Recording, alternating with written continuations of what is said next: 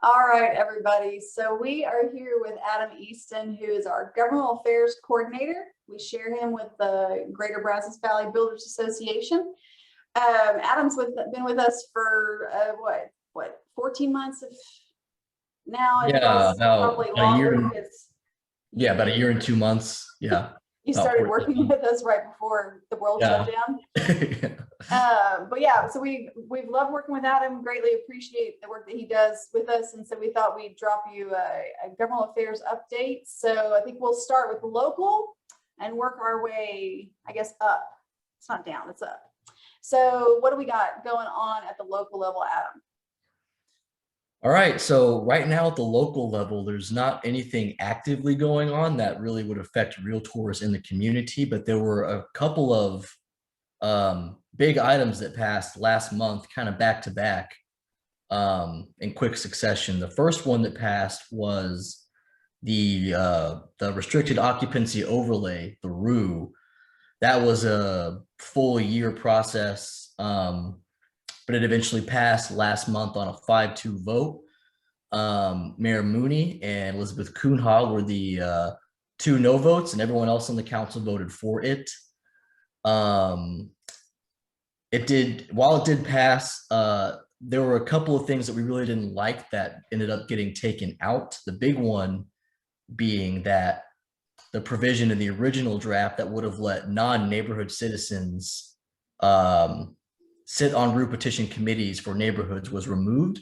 And now you have to be a citizen of that neighborhood in order to sit on the petition committee. So outsiders can't come into your neighborhood and impose a RU on you, unlike the original draft, which that was a big point of contention for us. So that was removed in the process. So that was good, but it did pass last month. And then very soon after that, the city of College Station updated the rental registration program, the fee structure. So initially, or before they passed this, there was a $15 one-time fee. And last month, they bumped that up to $60 for the one-time fee. There's no annual fee, not yet. But I think the reasoning is to try and get the fee structure so that it covers the whole cost of administering the rental registration program. And so they felt they had to bump it up from 15 to 60. And they're going to come back over the summer at some point and reevaluate what they did.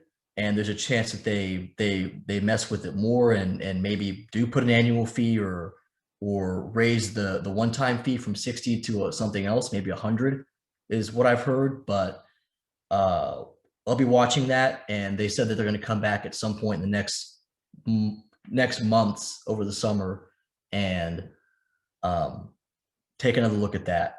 So that's kind of locally what's been going on over the last couple of months. A lot's happened with the city of College Station. Yeah, they've been very busy. They have been. And we fought real hard. Yeah, on the roof fight, especially. Yeah, the roof fight was tough. But looking ahead, okay, what election-wise we have coming up in the fall? Yes, so in the fall with the College Station, we have two races coming up. We have Dennis Maloney, who's up for election, and he was a big proponent of the RU. So we'll be watching that race and supporting somebody in that race. And then Elizabeth Kuhnha is up for re-election. Her race was special. She was elected last year, but because she was filling out a vacancy, the regular election was scheduled for this year. So she will have to stand for election again. So we'll do everything we can to support Elizabeth in her race for re-election. She's been great up on the dais, and we want to see her stay up there. And then in the city of Bryan, there are two races. District 5 and Place 6 are going to be up for election this year. So we'll be paying attention to that as well and making our endorsements in those races in the coming months. But yes, we've got a couple of elections coming up here locally this year, and we'll be making endorsements and paying attention.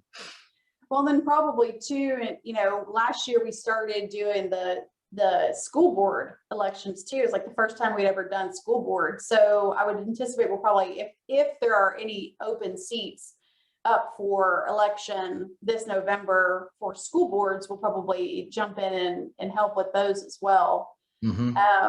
And then at the state level, I know there's a lot going on. We're in the middle of legislative session. I guess actually technically we're close to the end-ish of. We are. They don't go into special, which doesn't sound like anybody's in favor of going to special, but I mean, there's a lot of stuff that needs to be done. So sure. What give us a couple updates on what's going on at that big level.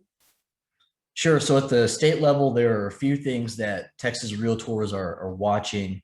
The big one is going to be the HOA bill that Texas realtors has been big and pushing for. It's expected to be heard by the full House later on this week, and Texas realtors has been very active in pushing for this bill.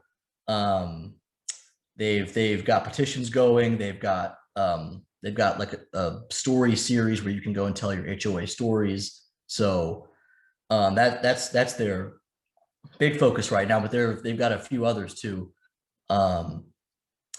Senate Bill 30, which would remove discriminatory covenants from deeds. It passed out of the Senate and is now in the House Judiciary and Civil Jurisprudence Committee. It actually passed last week, sorry. So it passed out of that committee last week and will go to the full House floor for consideration. And if it passes the House, then it will, if there are any discrepancies between the bills, it will go to a conference committee where they'll iron out the differences. But if that's not the case, then it will go to be signed by the governor. Increasing broadband access. That's another one that Texas Realtors is watching. House Bill 5. So there's actually a conference committee being put together on that bill. So the House and the Senate passed two different versions, and they're going to come together and try and hash out any differences that exist between the bills so that can get signed into law by the governor. There's also Civil Liability Reform Bill, Senate Bill 6. It was passed out of the House, the Civil and Jurisprudence Committee, and it's now going to the Calendars Committee on the House so it can be put to a full vote on the House floor. So that's getting one step closer. And then there's one more thing that we're kind of watching. It's eminent domain reform, which is House Bill 2730. The House just voted that bill out of the House, and it's been referred to the committee where it's going to be put through one of their committees. So once that happens, should be voted on by the full Senate and hopefully get signed by the governor. But that's kind of a quick update on the big priority bills from Texas Realtors. Yeah, they're doing a lot of awesome work. And I don't know about you. Of course, you worked in the legislature for a couple sessions, and I'm sure you did a lot of this, but reading bills does not sound like fun at all. Like, I'm so glad we have them at the state level to take care of that for us, huh? Well, some people do think it's fun. It takes a special kind of person to like reading like that.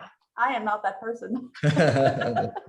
Well, thank you, Adam, for the update. We appreciate the work that you're doing, and we'll come back again next month, see what's happening in a month's time. But everybody have a great day. Thanks for watching the video.